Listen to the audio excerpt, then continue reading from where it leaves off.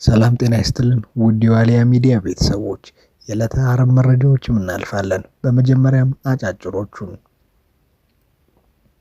በእነ ጌታቸው ረዳ የተቋቋሙ ስምረት ሶሊዳሪቲ ፓርቲም ቅድመ እውቅናም ካገኘ ቀናትም ተቆጥረዋል። ከህወሓት ተነጥለው የወጡ መስራች አባላት ፓርቲያቸውንም የማስተዋወቅ ስራም በስፋት ተያይዘውበታል። በዚህ ላይም ሰፋ ያለ ማብራሪያ ይዘናል ወደ እናንተ እናቀርባለን። የቀድሞ የኢትዮጵያ መከላከያ ሰራዊት ጠቅላይ ኤታማዦር ሹም የነበሩትና በጡረታ የተሰናበቱት ጄኔራል ሳሞራ የኑስ ዳግም ወደ መከላከያ ሰራዊት ተመልሰዋል። በምን ላይ ነው የተመለሱት? በዚህ ላይም ሰፋ ያለ ማብራሪያ ይዘናል ወደ እናንተ ይደርሳል። የኤርትራ ማስታወቂያ ሚኒስቴር በይፋዊ ኤክስ ገጹ ላይ በትግረኛም ስለ ኢትዮጵያም ተናገረ። በዚህ ላይም ሰፋ ያለ ማብራሪያ ይዘናል ወደ እናንተ ይደርሳል። በዝርዝር ወደምናገኛቸው መረጃዎች ስናልፍ በእነ ጌታቸው ረዳ የተቋቋመው ስምረት ሶሊዳሪቲ ፓርቲ ቅድመ እውቅና ካገኘም ቀናቶቹ ተቆጥረዋል።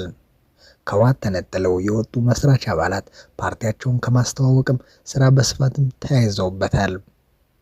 ግንቦት 18 2017 ከሰዓት በኋላ ከብሔራዊ ምርጫ ቦርድ ቅድመ እውቅና ማግኘቱን በምስክር ወረቀት አስደግፎ ያስታወቀው ፓርቲው በስፋት ራሱንም እያስተዋወቀ ነው።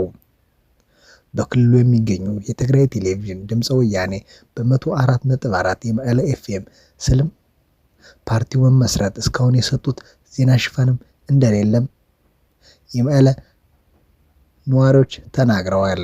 የትግራይ የመንግስት ኮሚኒኬሽን ጉዳዮች ቢሮ ኃላፊ ከሁለት ወራት በላይ ከትግራይ ውጭ ቢሆኑም ከኃላፊነት ስለመነሳታቸው በይፋ የተገለጸም የለም። ረዳይ ሀለፎም የስምረት ሶሊዳሪቲ ፓርቲ መስራች አባልና በፓርቲውም የኮሚኒኬሽን ሚዲያም ተጠሪ ናቸው። ተጠሪው ግንቦት 20 2017 ዓ.ም መቀለ መሰረቱ ለሆነው ለዛ ትግረኛ ለተባለ ሚዲያ ማብራሪያም ሰጥተዋል። በዚህ ላይም እንዲህ ሲሉ ተደምጠዋል።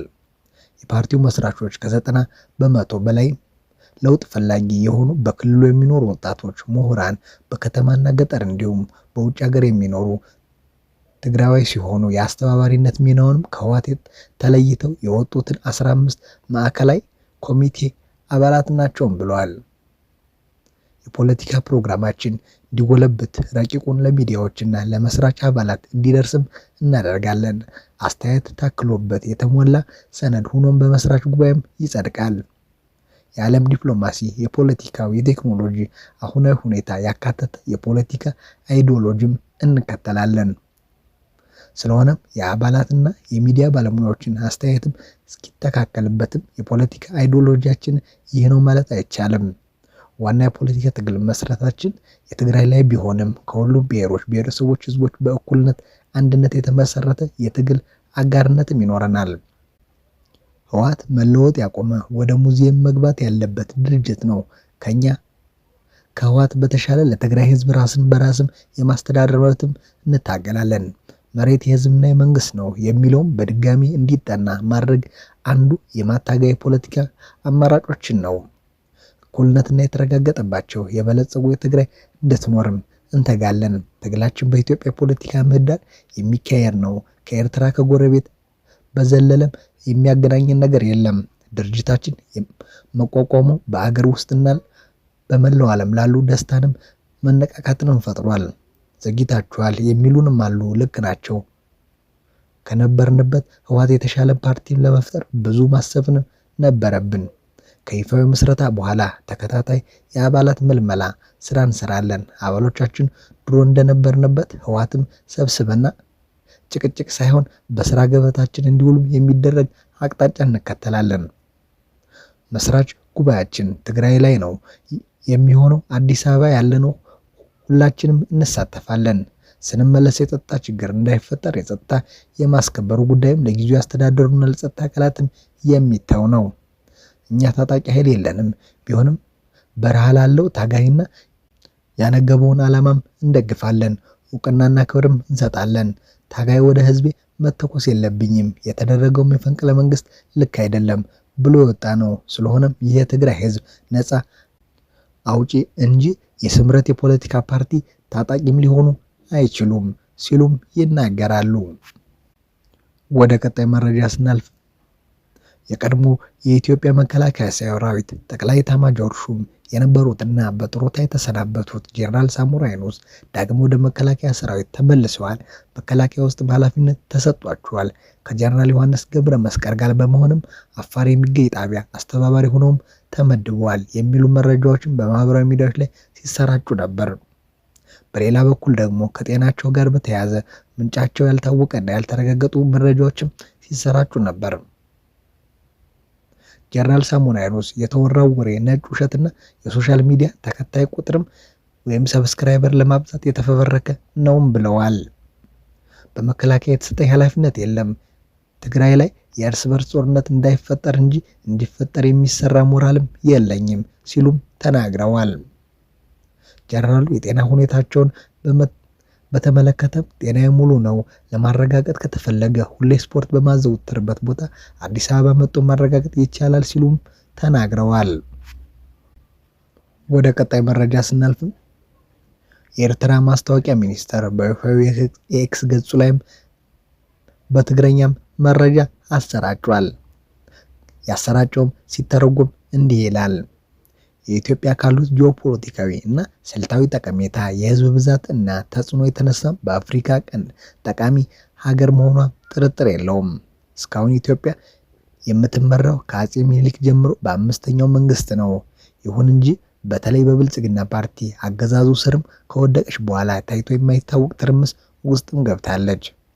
ከ2020 እስከ 2022 ከባድ ጦርነት በኋላ የኢትዮጵያዊነት ወደ ኋላ የቀረ የትግራይ ህዝብ የኢትዮጵያ አካል በመሆንም ሆነ በሌላ መንገድም ሰላምና ደህንነትን ይናፍቃሉ።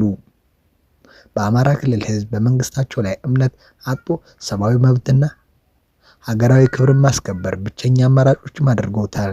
የኦሮሚያ ብልጽግና ፓርቲ ከጥቂት ድምፅም አልወጣም።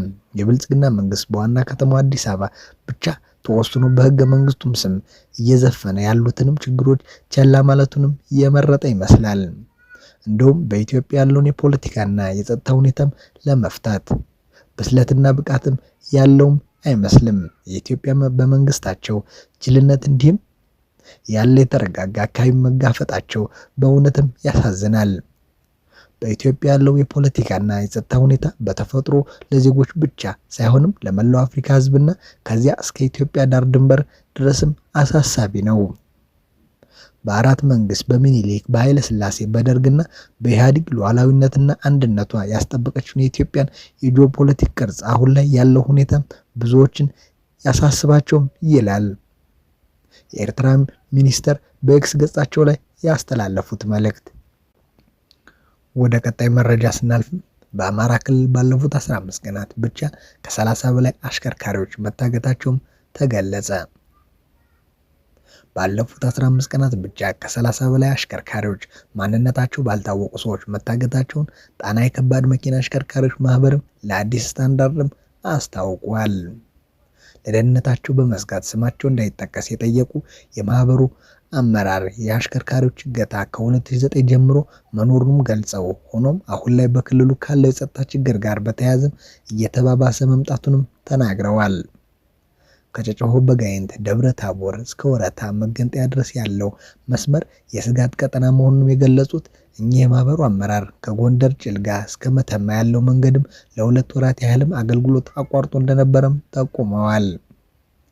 እንደሳቸው ገለጻ ከዚህ በፊት በክልሉ በስፋት የሚስተዋለው የሹፌሮች ሞት የቀነሰ ሲሆን ይህም የሆነው ሹፌሮች በማታ የሚያደርጉትን ጉዞ በመቀነሳቸው መሆኑንም አስረድተዋል።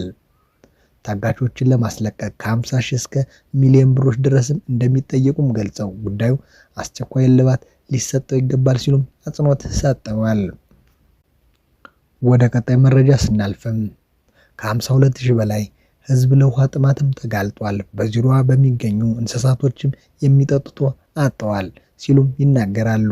የፍልቂት ገረገራ ከተማ በሰሜን ወሎ ዞን ፍላንቂት ገርገራ ከተማ እና በዙሪያ የሚኖሩ ከ52 ሺህ በላይ ህዝቦች እና እንስሳቶች በውሃ ጥም ለከፋ ችግር መጋለጣቸውን የከተማዋ ከንቲባ ጽሕፈት ቤትም ተናግረዋል።